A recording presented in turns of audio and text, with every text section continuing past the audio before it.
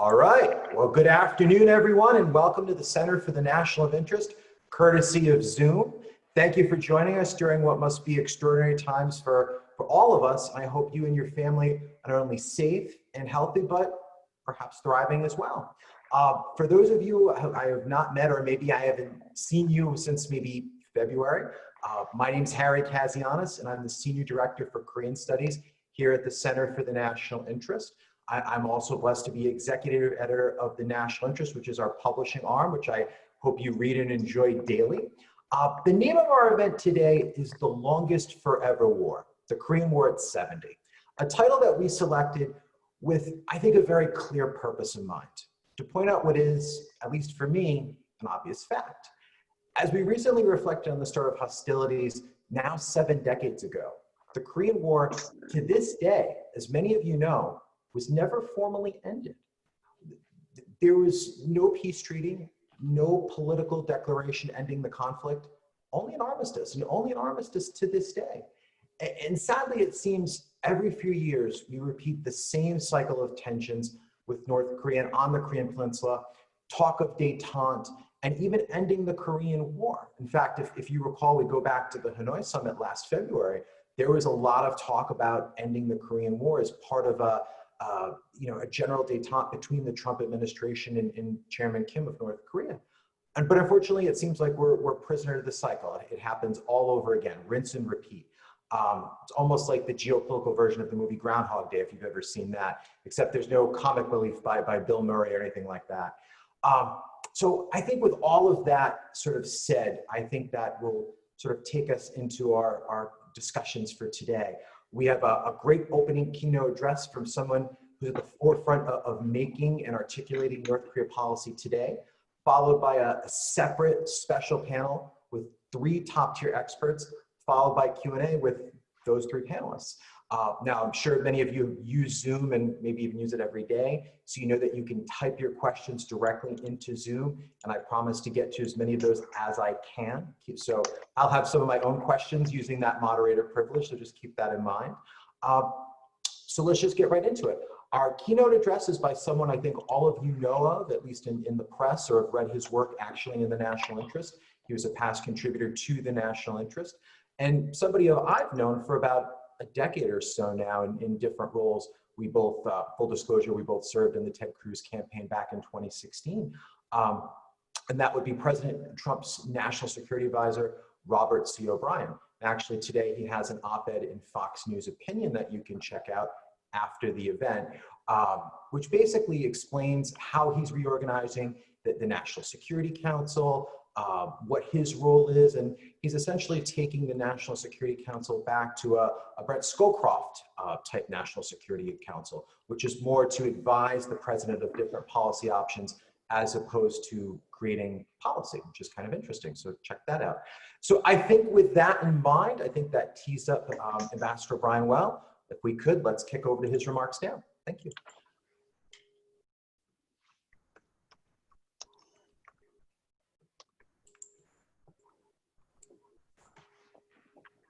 Good afternoon. Thank you to the Center for the National Interest and my good friend Harry Kazianis for organizing this important event. I'm honored to speak to you today as we commemorate the commencement of the Korean War. 70 years ago last week at dawn, 75,000 North Korean soldiers charged across the 38th parallel, invading South Korea in an unprovoked surprise attack.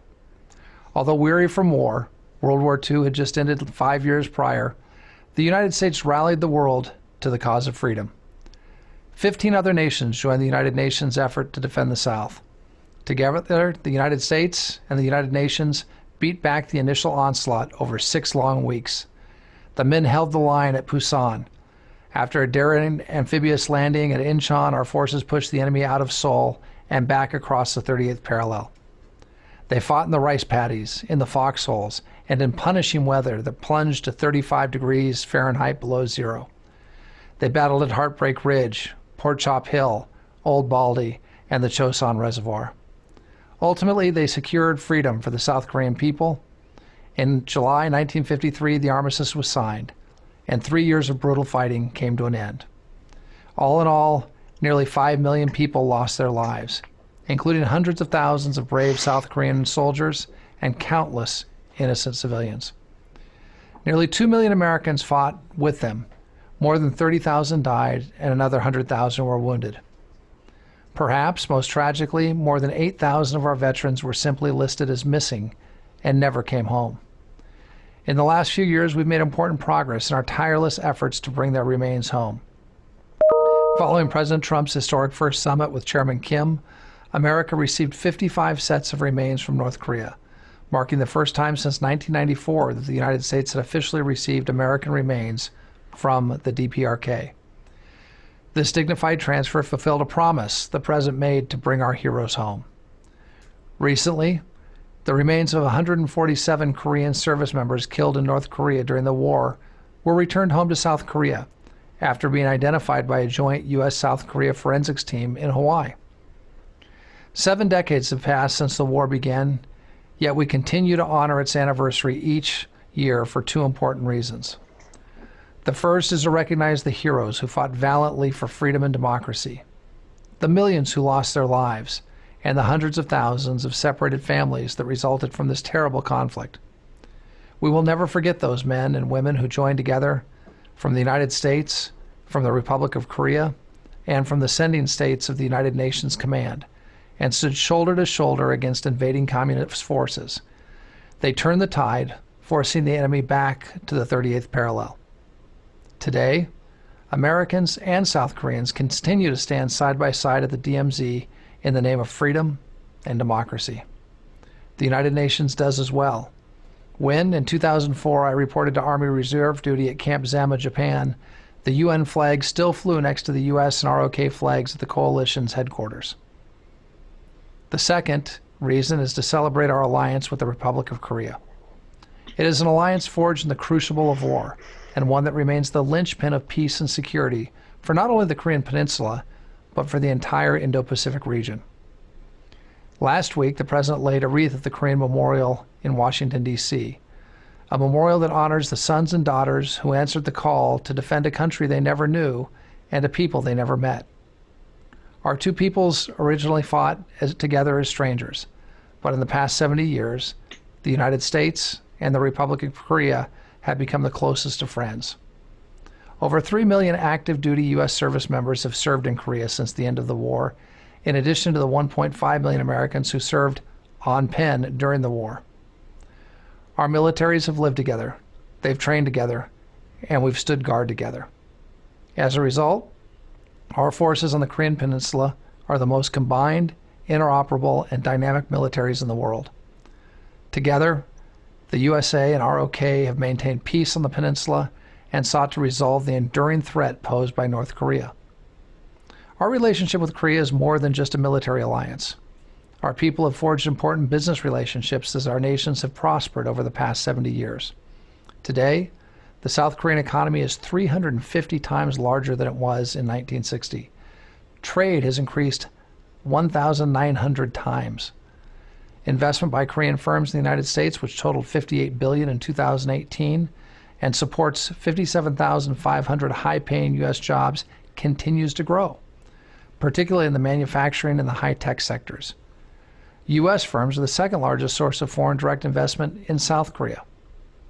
South Korea is a top importer of American LNG and has limited steel exports to the United States, protecting U.S. steel manufacturers and our national security. In 2018, President Trump successfully updated the U.S.-Korea Free Trade Agreement, KORUS, which has expanded overall bilateral trade while significantly reducing our trade deficit with South Korea. Seoul has also demonstrated leadership in global trade reform by giving up its developing country status at the WTO, joining the United States in strengthening the WTO member commitments and countering unfair trade practices. When the wealthiest economies, such as China, unfairly claim developing country status, they harm not only other developed economies, but also economies that are truly underdeveloped and require differential treatment. As our peoples have grown closer, so too has our love for each other's popular culture. Korean boy band BTS's new album hit #1 in the U.S. on the Billboard 200 chart. Parasite made history last year when it became the first foreign language film to win a Best Picture Oscar. and South Korean barbecue and culinary staples from kimchi to bibimbap have become ubiquitous on the American culinary scene. Since the beginning of his term, President Trump has made the Korean Peninsula a priority for his administration and worked to deepen the ties we have with our Korean friends. Over the past 3 years, President Trump has welcomed President Moon to the White House 3 times and traveled to Seoul twice, and they talk on the phone often. We've also learned from South Korea most recently as our 2 nations have collaborated to combat this global pandemic, sharing our respective research about the virus, and ensuring the free flow of essential supplies to provide protective gear to frontline medical workers. Our close cooperation continues to demonstrate how free and open societies, operating transparently, can deal effectively with this threat. Now, from time to time, there will undoubtedly be economic and defense issues between our 2 nations that require tough negotiations, but they'll be resolved, and we'll get through them and emerge stronger as a result. It is always so with close friends and family, as with the USA and the ROK. President Trump is committed to enduring peace on the Korean Peninsula. For that reason, he took a bold step and did what no other American president has done before. He engaged Chairman Kim Jong-un directly and forged a relationship with him. As President Trump has said, the United States wants to see North Korea achieve a bright economic future under Chairman Kim's leadership. Tangible progress has been slow, but the door to dialogue and progress remains open. We are committed to engagement and to achieving the goals set forth at the Singapore Summit, transforming relations between the United States and North Korea, healing the wounds of war, complete denuclearization on the Korean Peninsula, and securing a lasting and stable peace for the Korean peoples.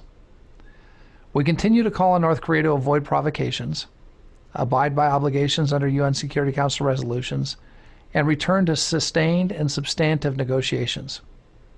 Achieving denuclearization in North Korea is not the only challenge we face as allies. We are also working hand in hand to ensure a future for the Indo-Pacific that is free and open, one in which sovereignty is respected, conflicts are resolved peacefully, and individuals are able to prosper and flourish. Today, the alliance between the United States and the Republic of Korea remains as strong as ever. It's the linchpin to peace on the peninsula and in the region more broadly.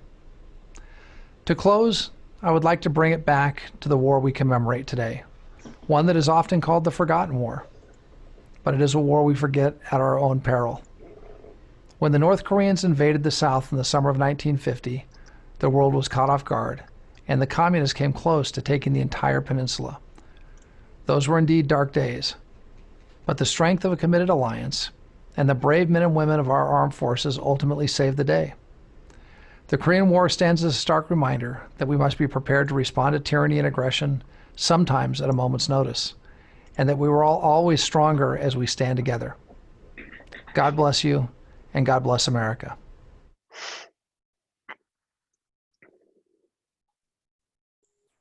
All right. Well, thank you to Ambassador O'Brien for those remarks. We very much appreciate it. Well, like I said, I think we are going to move now to our panel's discussion between all of us, and we're glad to have all of you joining us for that. I think what I'd like to just say very briefly is why we select certain people at the Center for different panel discussions. I mean, when it comes to Korea, there's so many different great people that you can call upon, and especially since we're now using the Zoom platform in these difficult times, you really have an amazing selection of people you can draw from. One of the reasons I selected these 3 people is really one word: experience. They all have very unique experiences, whether doing actual work in the Indo-Pacific on the Korean Peninsula or engaging actually with the North Koreans, which I think is something very, very important to point out in a situation like this. So what I'm going to do now is I'm going to introduce each panelist before they speak. They will speak for about 7 to 10 minutes or so. And then when all 3 are done, I will ask a couple of very brief questions. We'll get some Q&A from the audience, and we'll wrap up, I would say, maybe a little bit after 3:15-ish. And we'll see how it goes from there.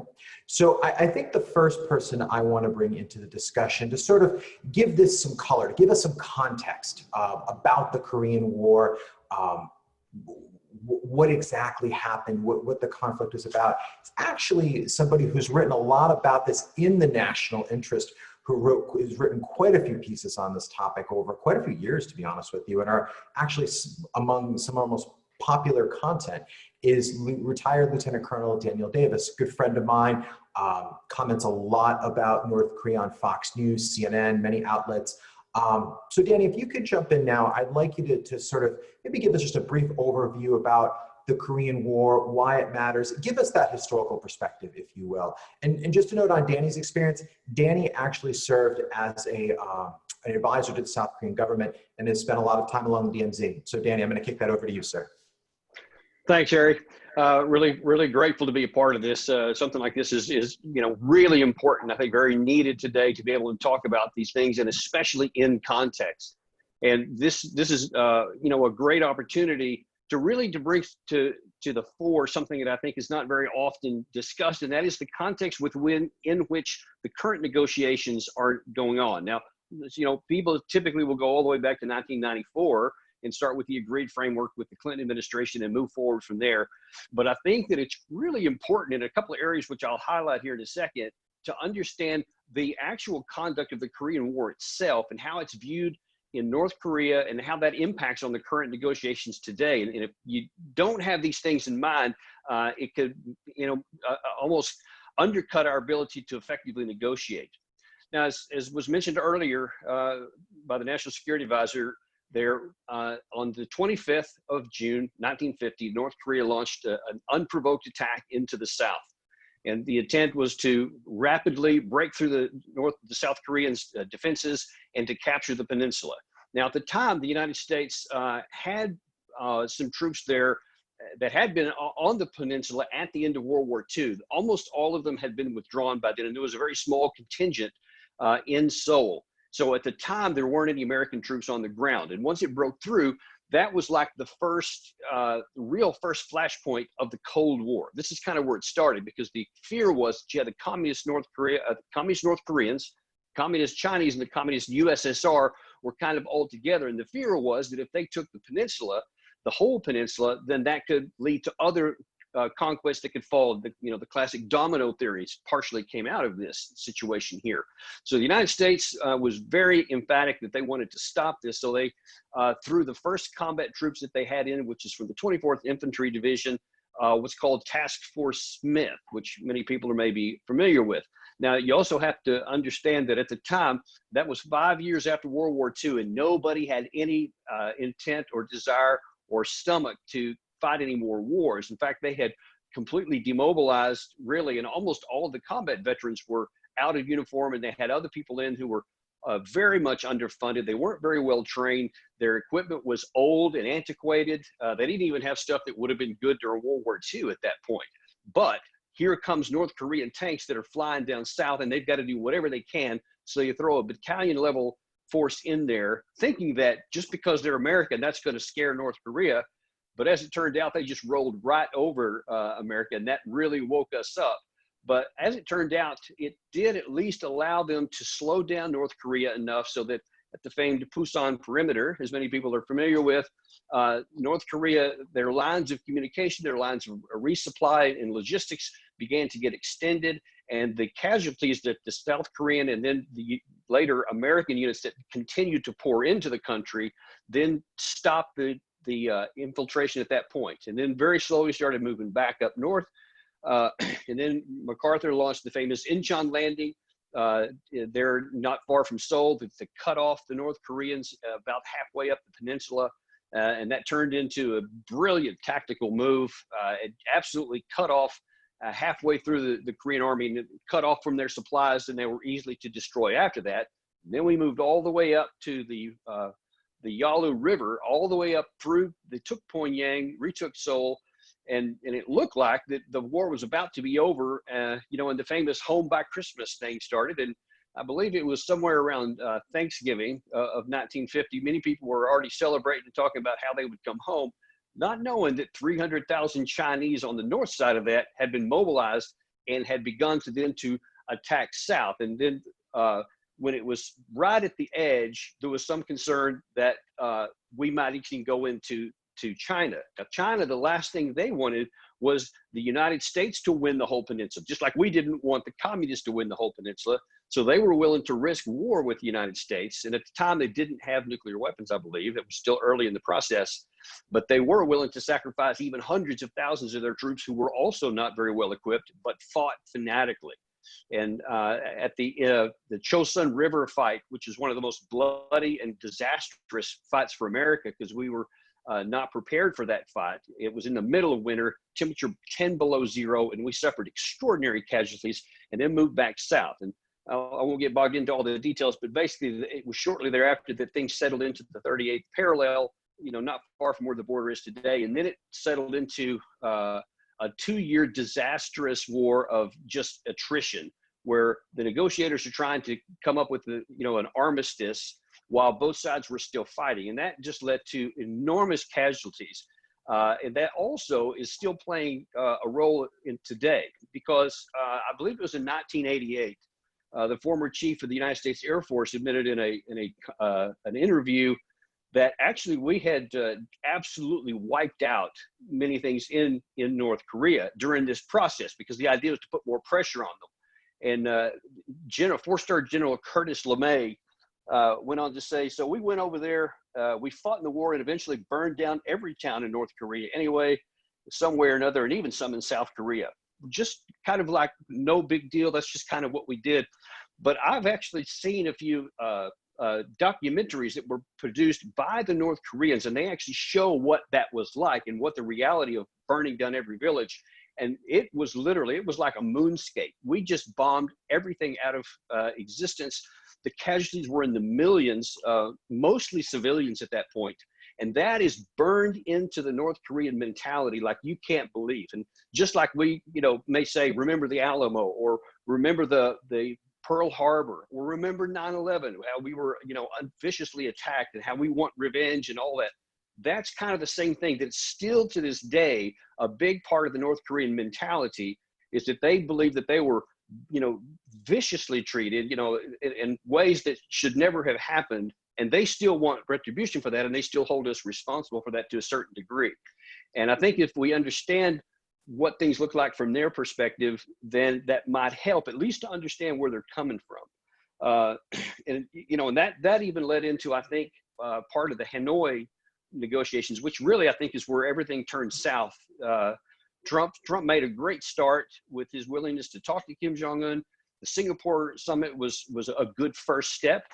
Many at the time were saying it didn't come out with a roadmap and all that, but that was unrealistic to the extreme in my view at the time, because it was supposed to be a good symbolic first step, and that should open the door, which it did. And I think that we found out that in Hanoi there was a small deal that was on the table, and I think that if we had went through and made that deal, then we would be much further down the road than we are right now. But instead, again, from people that I've talked to who have some engagement with the North Korean side, they viewed that as a betrayal, because they thought they also had a small deal and it came away with nothing. And so the historical knowledge of what had happened, and then the contemporary stuff with what they feel was double standards, has led them now to almost not even want to talk. And in fact, we saw they blew up the communications building not long ago. And all those things are on the minds of the North Koreans right now, and they've got to be addressed one way or the other. We've got to build trust, and we also have to acknowledge where they're coming from the historical perspective of what they've suffered. And that's kind of it in a nutshell. I'll pass it back to you, Harry. All right. Well, thank you, Colonel. I always appreciate your time and those remarks. Thank you for setting the tone for us. Just a quick observation. For me, the Korean War is, I'll be honest with you, I don't know if I would be in this career and speaking with all of you today if it wasn't for the Korean War. I remember my first experiences studying history and learning about international politics. They came from hearing stories about my grandfather who served in the Korean War. For him, it was a life-altering and maybe life-shattering experience. When he would go to bed at night, he would have brutal nightmares where he'd wake up screaming, and he was wounded many times in battle, and he had shrapnel in his body that could never be removed. My father-in-law actually had the same experience. I had an uncle who had a very similar experience. So for me, and I think for a lot of Americans, this war is something that's very personal. Also for the North Korean side as well, this is a war that is very, very personal. Just to share a very quick observation, a few years back, I did a track 2 where the North Korean diplomats were involved. And I was actually able to have a small sidebar with some of them. And I asked them, I said, what does the Korean War mean to you so many years later?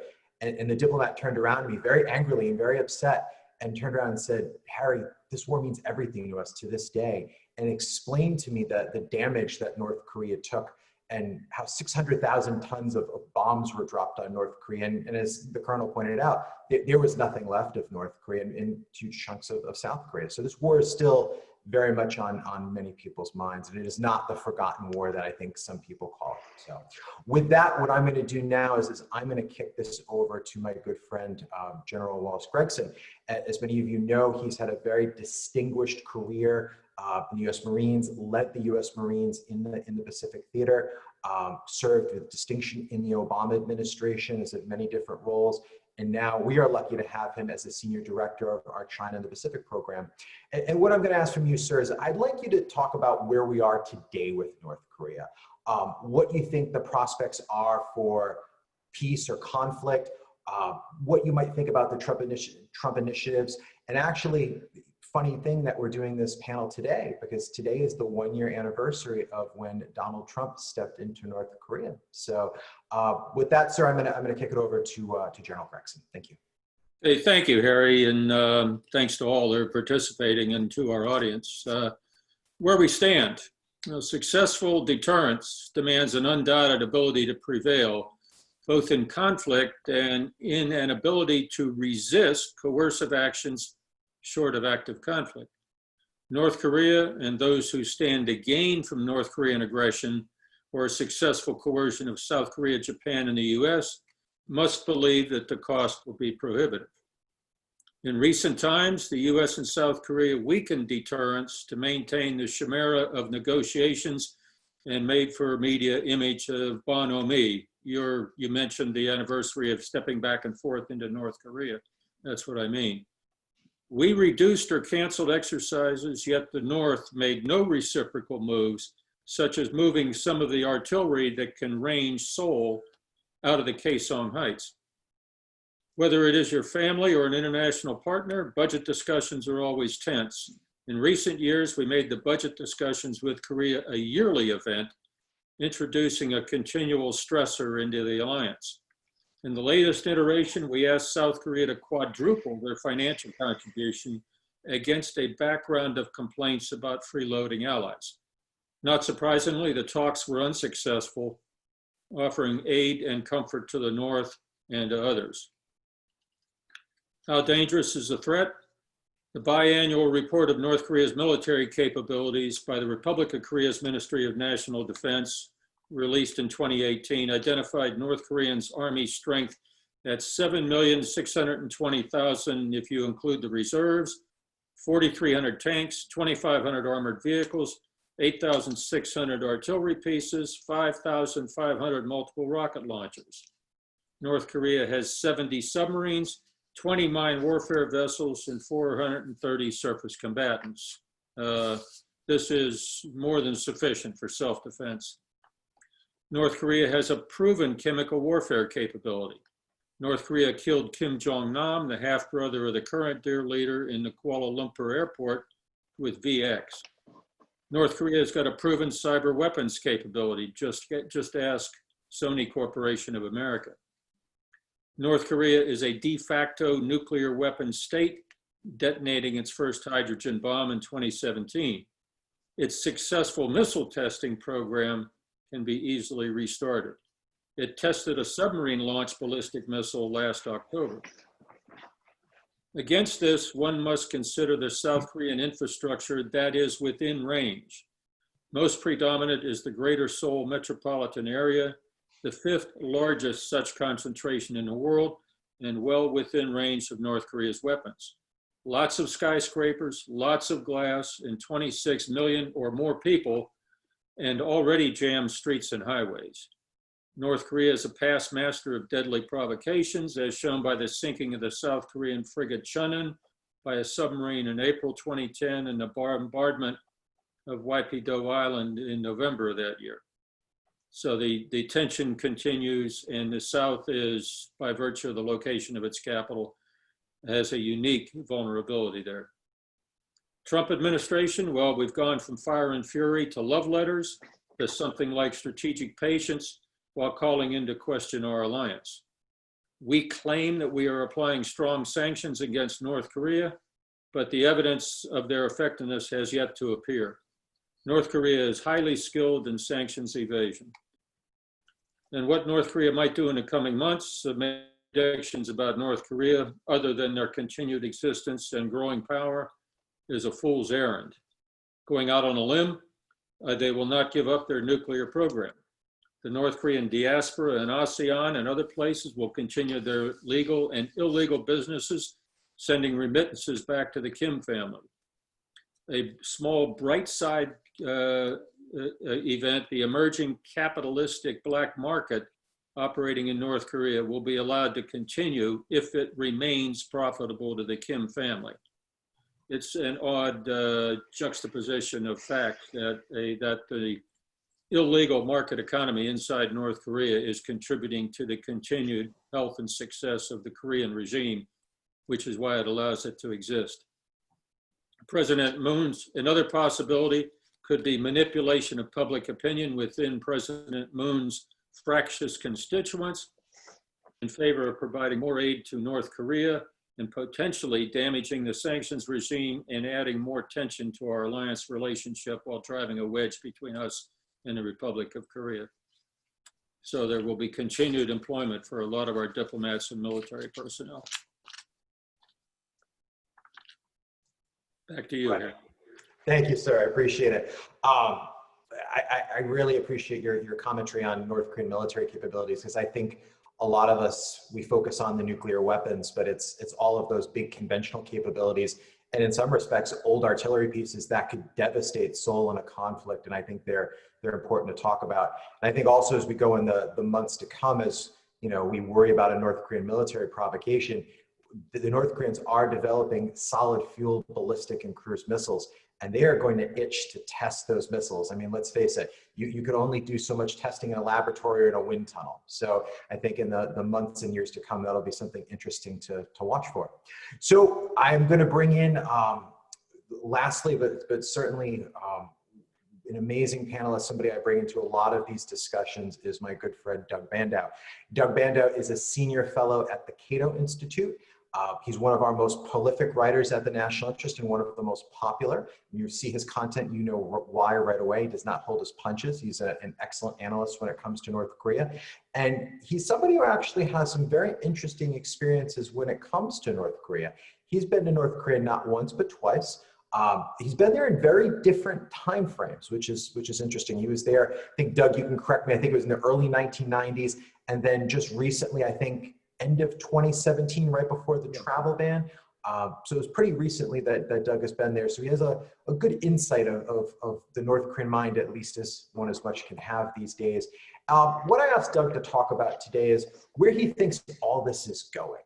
There's so much going on, so many different things that are impacting our potential negotiations with North Korea. Obviously, a lot's happened on the Korean Peninsula.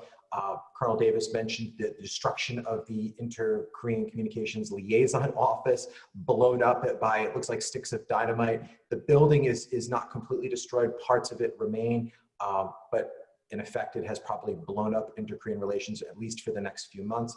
So Doug, if you could give us your analysis, where do you think all this is going? Do you think that we're headed back to another period of so-called fire and fury? Do you think the Korean War can end? Where do you think this is going, my friend? Harry, thanks. It's a great pleasure to participate, and fun to be on a panel with my good friend Danny and also General Gregson, to join you all in trying to figure this out. The alleged Chinese curse is, may you live in interesting times, and certainly if you look at the Koreas, we are living in those very interesting times. Trying to forecast the future is not easy. I think there are two different issues, broadly speaking, to look at. One is the U.S. relationship with the ROK. The second is the U.S. relationship with the North. They are related, but they're on separate tracks. They have separate challenges. mean, if we look first at South Korea, initially, I think the big issue is going to be the special measures agreement and negotiations over host nation support. The president wants a lot of money. The South Koreans don't want to pay all that. It's been quite a problem. It has a lot of people very nervous about where it's going, whether the president might decide to respond by pulling out U.S. forces. The second is the frustration of South Koreans that sanctions have effectively blocked them moving forward with economic deals with the North, and that certainly contributed to the North's evident hostility at the moment to the South, as in blowing up Liaison office. And I think looking forward, it's worth recognizing there are going to be challenges to the sustainability of the U.S.-ROK alliance. The one is, the South Koreans are not in charge of their own destiny in dealing with North Korea. The U.S. takes the lead. It is an interesting situation where, of course, it matters most to South Korea what happens on the peninsula. Nevertheless, in terms of sanctions, in terms of policy towards the North, the U.S. typically takes the dominant role. That's something South Koreans have noticed. The question of politically, where does the South go? President Moon, a man of the left, won a large victory in the recent assembly election. What happens with his successor? This is an issue I think that's going to matter in the future. The second is very important, is if the North develops a means to hit the U.S. homeland, and we really believe they can target American cities with nuclear weapons, is the U.S. prepared to stay in that situation and get into a war in North Korea where the consequence could be a nuclear attack on the homeland? That transforms the sense of danger, the sense of risk for the United States. I think that's something that could be transformational if we get to that point. The question over the long term, South Korea is well ahead of North Korea in terms of economic strength. Last estimate I saw is about 53 times the economic size, twice the population. The question is, will the U.S. be satisfied, over the long term of continuing to provide a defense for a country that's so far ahead, especially given the U.S. financial problems? The U.S. is borrowing about $4 trillion this year. Next year, even without a further influx of money into the economy because of the COVID crisis, we're talking about $2 trillion. The U.S. has $200 trillion in unfunded liabilities, an aging population. There's going to be a lot of pressure on the defense budget in years ahead. This is going to be an issue that's going to have an impact on the relationship. What happens as the U.S. relationship with China continues to go south? South Korea, traditionally Korea talked about being a shrimp among whales. It doesn't want to get between the U.S. and China. In many ways much closer to America, but geographically much closer to China. The South Koreans have been very careful what they've said about Hong Kong, despite U.S. pressure to join the U.S. and being critical. This is going to be a challenge for the relationship in the years ahead. I think the question is, to what extent the South Koreans at some point fear potential abandonment. I hear a lot of questions now, again, it's President Trump, but he's not the only one, about U.S. troops coming out. There is support in South Korea for a nuclear weapon. What if the North proceeds ahead? What if the North continues to build nuclear weapons? Will the South believe they can rely on an American extended deterrent? So I think there are a lot of issues that are going to be very important for the development of U.S.-South Korean relations. And then looking at U.S. relations with North Korea, I think very important questions here. One, what General Gregson picked up on, I think the likelihood of North Korea ever giving up its nuclear weapons willingly is very, very small. Can the U.S. proceed, and how will it proceed if that's a general judgment of what's going to happen? I think maximum pressure has failed and it will not work. That is, you can wreck the North Korean economy. You cannot force them to give up what they view as a regime protection device, something that's also important for internal politics. Helps build loyalty by the military, helps play into nationalist pressures. All of that, I think, is there. And how does the relationship I mentioned earlier, South Korean frustration that they essentially have lost control of dealing with North Korea, and they found themselves now a target.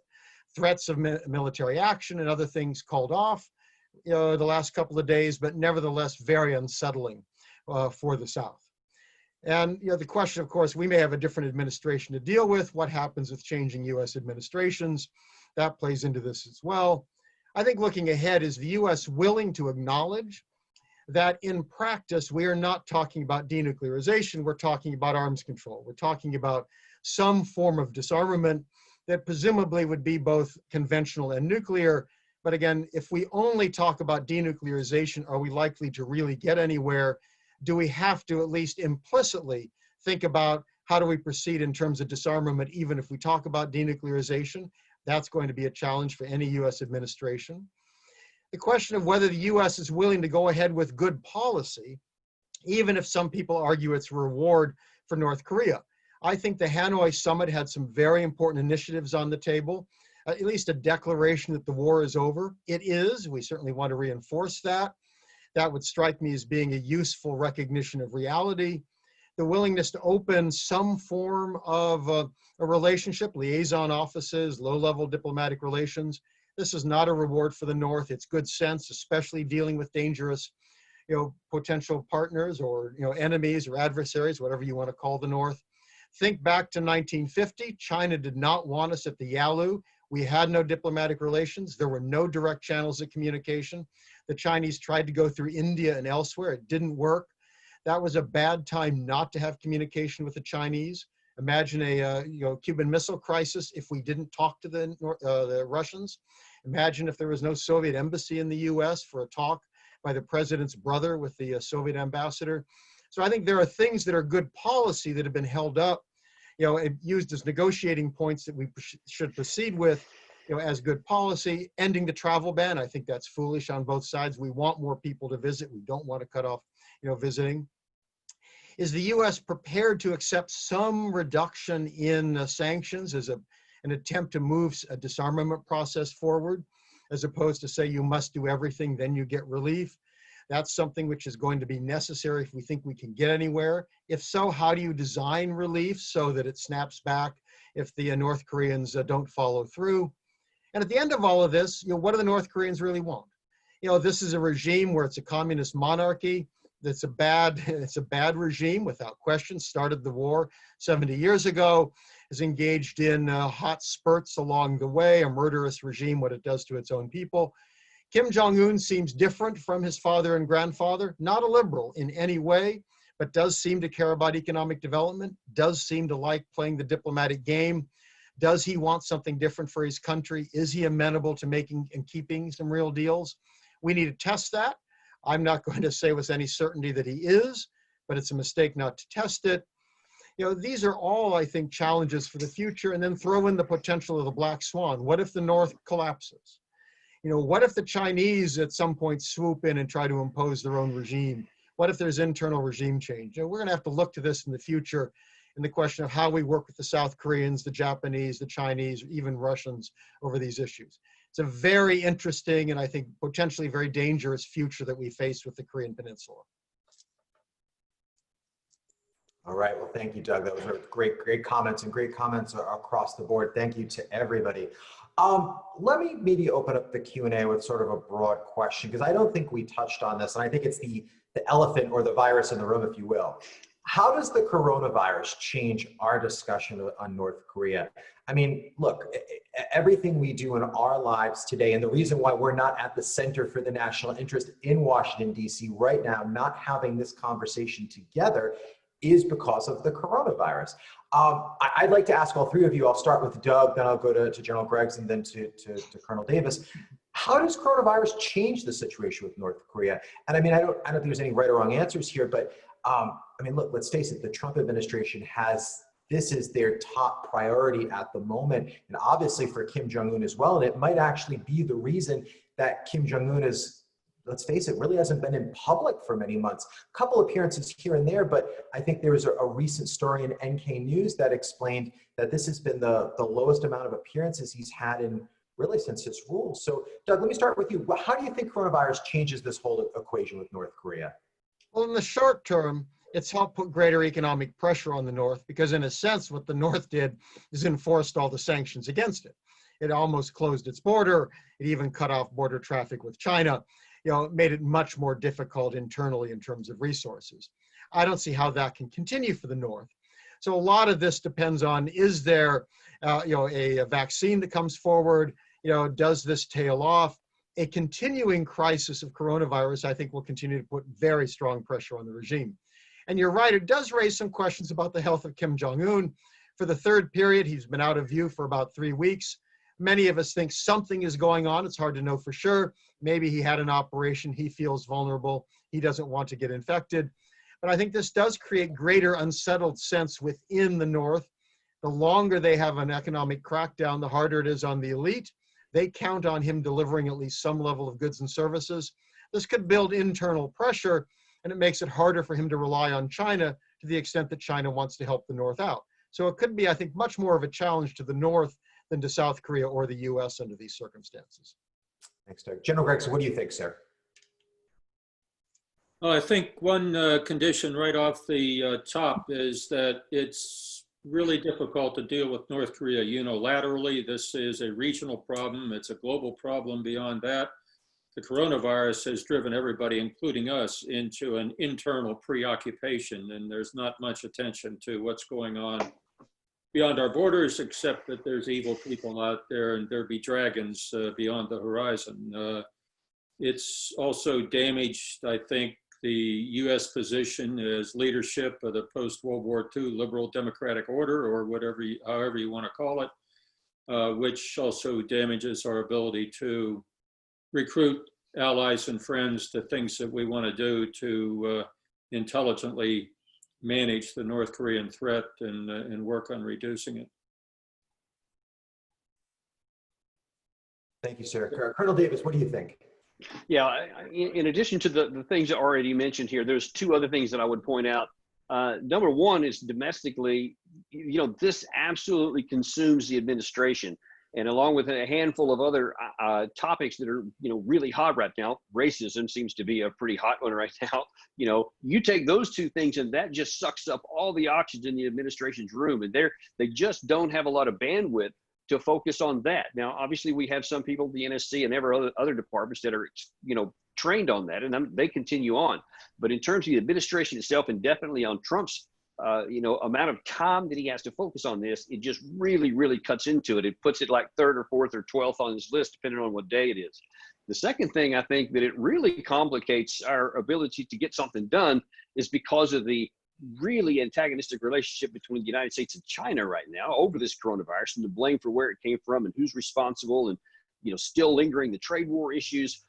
Because if you have such an antagonistic relationship between those two, it gets to be a hard case to make that, hey, we want China to help us out behind the scenes to help get everybody towards a negotiated settlement.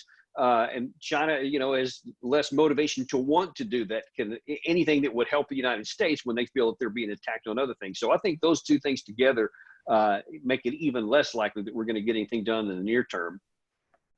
Right, that's very fair. Let me touch on a hot topic in DC and across the country, and that's John Bolton's new book. There's a lot of talk in there about North Korea negotiations, the preparations for summits. And John Bolton makes quite a few very startling allegations. To summarize in just very broad details, John Bolton makes the allegation that Donald Trump is essentially a reality show president, that he's not interested in substance, so to speak, that he is more interested in how things look, how much press he's going to get, if it'll move his numbers. So I'm going to put this question to all three of you just to get some different perspectives. And I'll start with you, Doug. Do you think, first of all, do you think the North Koreans have read the book? And what do you think the reaction is? I mean, the North Koreans, I think, do want substance out of Donald Trump. They seem to want a new relationship. They seem to have very clear goals about ending the quote unquote hostile U.S. policy. How do you think they view the Trump administration through that Bolton lens, so to speak? And I'm going to come to each of you. Well, my initial reaction, of course, is John Bolton is not telling us anything new. Of course, the president's a reality show president who doesn't know much of anything and has no consistent strategy. I think the North Koreans realize that. It wouldn't surprise me they've bought the book. They have people in New York at the UN mission. They probably could scrounge up $20 to go get a copy of the book. If nothing else, they've certainly read it. They have an open internet for those who need to see it. The elite, people who deal with the United States, the people I've dealt with are quite smart, well-informed. They know what they're getting.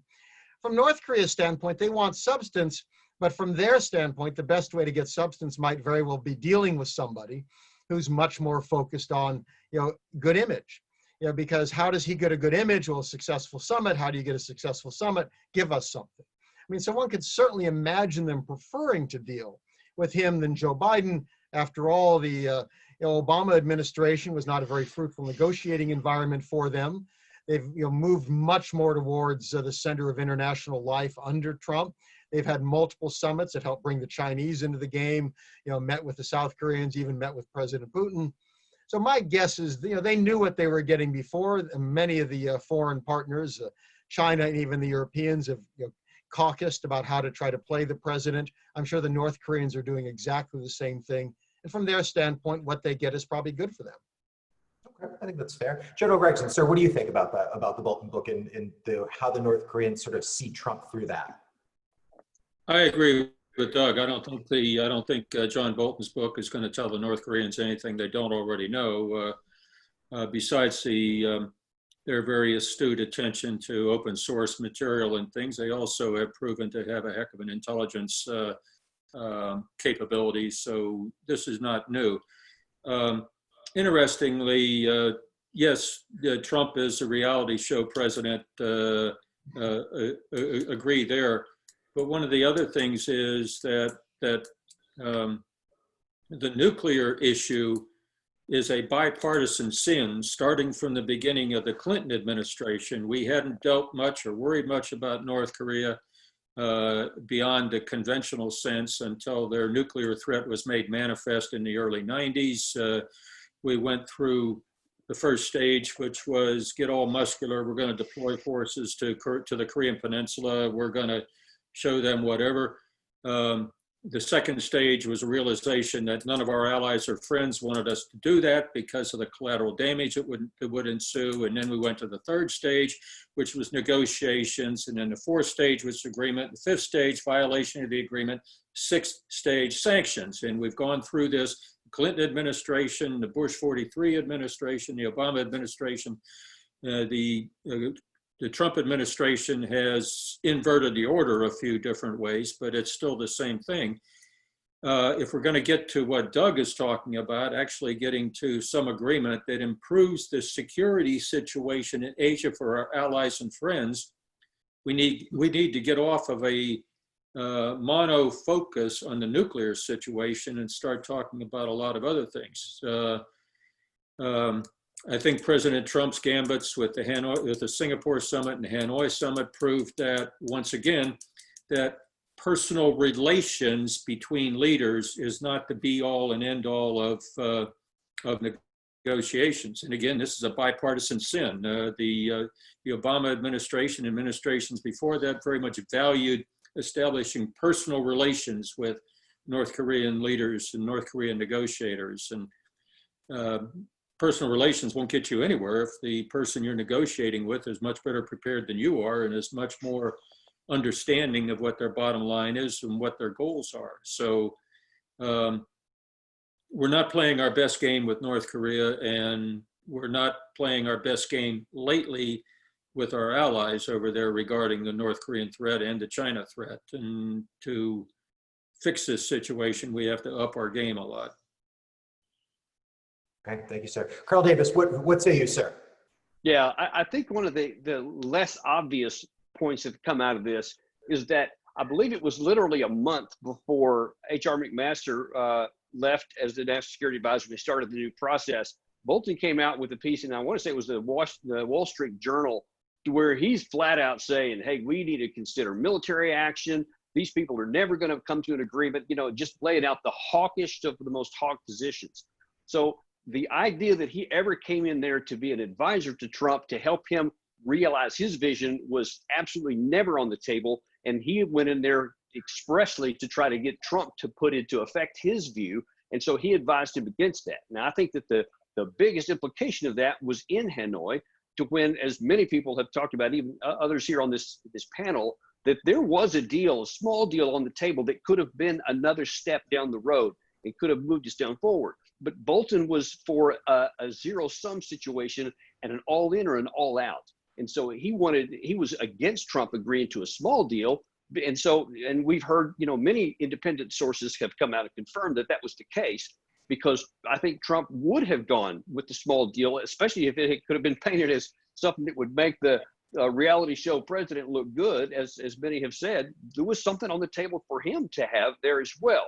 But Bolton was, opposed to that, and I think that he sabotaged that. And that also leads into the issue with the sanctions, because there's this idea that Bolton represents, he's not the only one, but he definitely represents that any so-called capitulation, any unilateral, as it's called, giving in to North Korea of sanctions relief is somehow rewarding them for bad behavior or something. I mean, they say that phrase all the time. But until you're willing to say, you got to give South Korea some tools, man. You got to be able to say, hey, tell me which 2 or 3 targeted sanctions to relieve to allow you to continue to improve situations with North Korea. Take these little steps to continue to go on to lower the temperature between y'all two and to move things together. That everyone could win right there. But right now, South Korea can't take some of those basic steps because the sanctions are preventing it from happening. Thank you, Carl. I appreciate that. Let's address the other elephant in the room, if you will. And that's the U.S. 2020 presidential election, which I think is starting to come back into focus a little bit. There's a lot of talk on all the news networks about Trump's poll numbers being low, especially in a lot of the battleground states. Things aren't looking very good for the president at the moment. But as we saw in 2016, sometimes the polls aren't accurate, and there's a lot of time between now and November. But let's talk hypothetically for a minute. Looking at the future, what does a Joe Biden presidency mean for North Korea and the possibility of détente or more fire and fury? And I want to ask all of you this question. How do you think the North Koreans would see a Biden administration? And how do you think a Joe Biden presidency would handle North Korea? I mean, are we going back to strategic patience 2.0? Do you think a Joe Biden would be willing to negotiate in the same way of having personal diplomacy with Kim Jong-un? I'm going to ask each of you this question. And Doug, why don't you start off? It's obviously hard to handicap how the Biden administration would handle this. It's not a high priority for him at the moment. He's focused on issues like COVID, the racial discrimination, police reform, and such things. I don't think we'd necessarily go back to where the Obama administration was. That was not viewed as a successful time. The North Koreans simply forged ahead and built nuclear weapons. So it's not as if the U.S. got a lot out of that 8 years. Biden has said that he would be willing to meet with Kim, but with conditions. So at least it looks like Biden would not want to go in open-handed. Rather, he'd want to go in with more traditional approach. You make a deal ahead of time. The principals can confirm that. The question of what the Democrats would do is an interesting one. In 2017, they were horrified that President Trump might start a war. The next year, they were horrified that President Trump would surrender and give everything to Kim. And some people on the left pointed out that this was probably not the right way to approach the issue, that in fact Trump deserved credit for trying to negotiate. It also might get swept into the whole issue of China. I think we're going to see both sides demonizing China. That's going to have at least some impact on how even a Biden administration would behave. I think it'll be harder for them to pull back from some of that rhetoric. North Korea might get swept into that a bit. And frankly, the U.S.-China relationship is more likely to dominate. At least the initial stages. It's bigger, it's more important, which might push the North Koreans to launch, ICBM or even, nuclear tests. So it could get dicey. Hard to know how Biden would respond in that case. General Gregson, your thoughts? Trying to predict what a Biden administration might do is kind of like trying to predict the North Korean actions. But one would hope that before we go into any foreign policy activities, that we get the basics right. And we haven't done that for quite a while. We had the luxury during the Cold War of having a single central organizing principle for all of our foreign policy and all of our military strategies. That went away. And as a matter of fact, Pentagon lore has it that then Chairman of the Joint Chiefs, Colin Powell, asked his little small think tank group, what are we going to do now that we're losing our best enemy? Meaning, what do we do now that we're losing our reason to do everything? We haven't had that since then, and we're discovering that it's a lot harder to decide what you're for than what you're against. And we need to go back to fundamental principles, and I think for my vote, it would be we get back to championing the values that we think we hold dear and start championing those again. Human rights, capitalism, free and fair elections, what's currently called the free and open Indo-Pacific, all those types of things. And then you work down from there to what you're going to do and how North Korea fits into the Asian puzzle, where we have issues with China and issues with Russia and those types of things. It's my hope that, number one, we stay away from a fascination with personal relations. They're valuable, but that's not the end of the game. And that we break away from this fascination with North Korea's nuclear weapons. That's a serious issue, to be sure, but going right at their crown jewels and asking them to give that up is not the way to do any negotiations with North Korea. If we're going to ever get those weapons either under control, let alone done away with, if we're ever going to get these under some kind of arms control regime, we got to work from the outside in. And we have not proven that we're able to do that since 1990. Earl Davis, what do you think? Yeah, I think what General Gregson said a few minutes earlier, that North Korea probably feels like they know what they're getting with Biden. They've dealt with an administration that he's been on for 8 years. So, there won't be a whole lot of surprise there, and maybe not a lot of reason for optimism from their perspective. But, it's hard to know what he's going to do. But what I really hope he does do is take advantage of the opportunity that you have a new administration coming in, if that's the way the vote ends up going, and gives them a chance to have a new approach that can maybe finally start to say, hey, you know what? Also, like General Gregson just said, we're going to use some fundamentals, some diplomatic fundamentals, and we're going to actually go on this step-by-step process, a give and a take, and engage in some professional diplomacy where you can't go into a situation to get something if you're not also willing to give something. It's just fundamental to everybody understands that in any kind of negotiation. And when you go in there, whether it's the crown jewels or even loose change, and if you say, until you give me everything I ask for, we're not going to give you anything, and then trust me, we'll give it to you, because there's no trust right now. So what the Biden administration would have a great opportunity to come in with a clean slate and say, hey, we're going to start doing some things that make some sense, and we're going to give it a shot. We're going to try, like Doug has said a couple of times. We don't know if it'll work. We know what hasn't worked. So we're going to try a new approach, something that has fundamental reasons to think it can succeed, and then we're going to put that into effect. And I really hope that's what happens if he wins.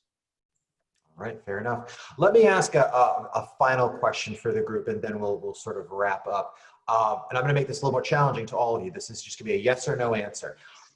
One of the things the North Koreans did back in 2017 to the anger of President Trump, if you recall, when he was President-elect Trump, he tweeted out, I guess semi-famously, you could say, that he would not allow the North Koreans to get an intercontinental ballistic missile.